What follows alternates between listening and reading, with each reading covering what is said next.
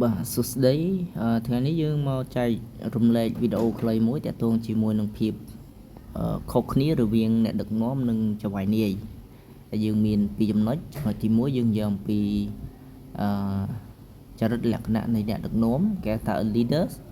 ហើយមួយចំណុចទៀតយើងនិយាយអំពីចរិតលក្ខណៈនៃចៅហ្វាយនាយគេហៅថា boss ឥឡូវយើងទៅមើលចឹងមុននឹងពេលដែលយើងចូលទៅកាន់ភាពខុសគ្នាយើងទៅមើលនិយមន័យសិនថាតើអ្នកដឹកនាំនិយមន័យដូចម្ដេចអញ្ចឹងយើងឃើញថាអ្នកដឹកនាំគឺជាមេដែលនាំមុខគេជាគំរូដល់អ្នកនៅក្រោមបង្គាប់និងអ្នកក្រោយឬក៏អ្នកដឹកនាំបន្តវេនហើយជាបុគ្គលដែលណែនាំពន្យល់បង្ហាញទិសដៅនិងត្រួសត្រាយផ្លូវដល់កូនចៅនៅក្រោមការដឹកនាំរបស់ខ្លួនហើយអ្នកដឹកនាំមានឥទ្ធិពលលើមនុស្សនិងជំរុញពួកគេឆ្ពោះទៅរកការសម្រេចគោលដៅហើយមួយទៀតគេនិយាយថាអ្នកដឹកនាំគឺជាបុគ្គលម្នាក់ដែលមានចក្ខុវិស័យវែងឆ្ងាយហើយចេះបំផុសគំនិតប្រាជ្ញាចិត្តចំពោះគោលដៅនិងធ្វើការជាបន្តបន្ទាប់ឆ្ពោះទៅរកការសម្រេចបាននៅសមិទ្ធផលថ្មី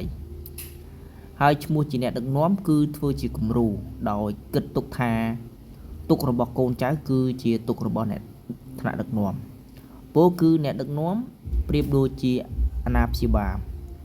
មួយរូបដែលចាំកែតម្រូវលើកទឹកចិត្ត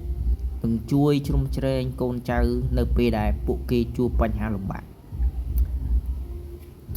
សម្រាប់ចៅហ្វាយនាយវិញគឺសំដៅទៅលើបុគ្គលដែលជាប្រធាននៃអង្គការ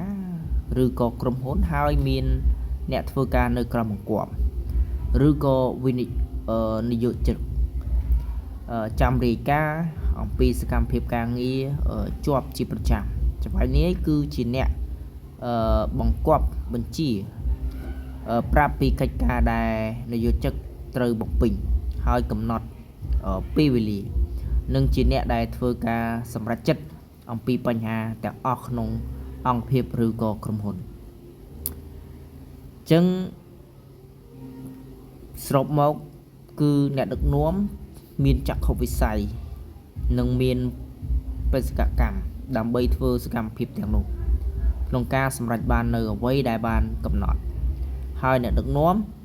ដើម្បីឆ្ពោះទៅរកសម្រេចបាននៅគោលដៅរួមបានលឿននិងល្អគឺត្រូវពឹងអាស្រ័យលើការដឹកនាំល្អផងដែរដើម្បីឲ្យយកកាន់តែស៊ីជម្រៅពីភាពខុសគ្នានេះយើងនឹងមានការបកស្រាយតាក់ទងជាមួយនឹងភាពខុសគ្នាហើយនឹងទូនាទីរបស់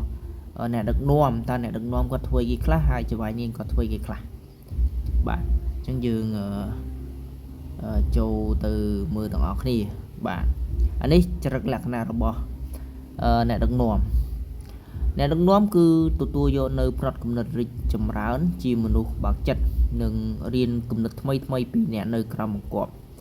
ព្រមទាំងសាកល្បងធ្វើតាមនៅគំនិតរបស់ពួកគេ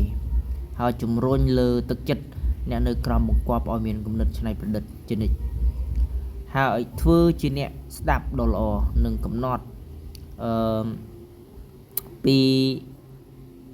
លទ្ធផលរំពឹងទុកបានច្បាស់លាស់ហើយជំរុញលើកទឹកចិត្តបុគ្គលិកនៅក្រោមបង្គាប់ឲ្យរក្សានៅមហិច្ឆតាផ្ទាល់ខ្លួននិងបន្តធ្វើអ្វីដែលល្អដល់កាន់តែល្អប្រសើរដល់ថែមទៀតហើយរៀបចំប្រព័ន្ធការងាររួមជាមួយនឹងដំណើរការនៃការបំពេញការងារបានយ៉ាងល្អព្រមទាំងផ្ដល់ភាពងាយស្រួលដល់បុគ្គលិកក្នុងការសម្រេចចិត្តដោយខ្លួនឯងក្នុងការធ្វើសកម្មភាពនេះហើយអ្នកដឹកនាំគឺត្រួសត្រាយផ្លូវដល់អ្នកនៅក្រោមបង្គាប់ក្នុងការបំពេញការងារឲ្យទទួលបានជោគជ័យគិតពីផលប្រយោជន៍រួមនិងគិតដល់ភាពរីកចម្រើនរបស់អ្នកនៅក្រោមការដឹកនាំរបស់ខ្លួនជាបុគ្គលដែលចូលចិត្តផ្ដោតទៅលើដំណោះស្រាយនិងលទ្ធផលរយៈពេលវែងបាទអញ្ចឹងវីដេអូក្រោយយើងនឹងមើលថាតើអ្នកដឹកនាំគាត់ធ្វើគេខ្លះហើយនឹង